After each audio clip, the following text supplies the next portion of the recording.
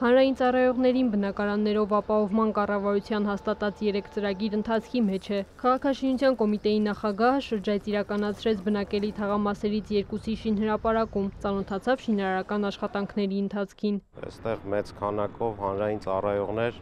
ձեռք են բերել բնակարաններ, շուրջ 1140 ընտանիք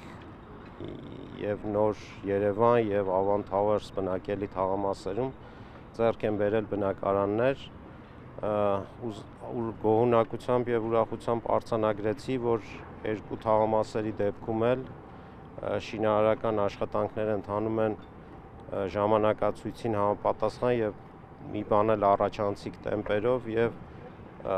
վստահեցում ստացա կառուցապատողից, որ գրաֆիկը կպահեն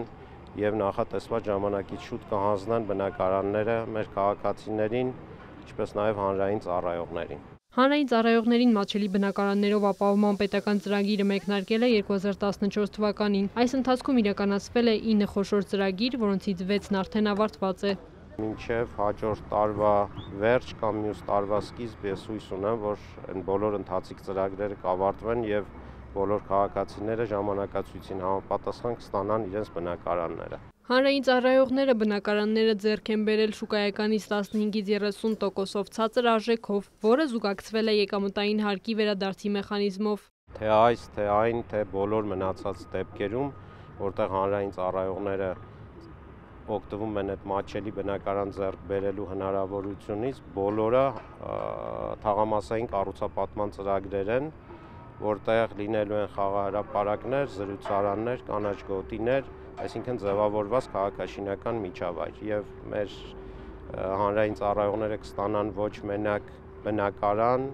այլ նաեւ միջավայր գեղեցիկ ձևավորված, կանաչապատված, որը ներառված է նաեւ նախագծի մեջ եւ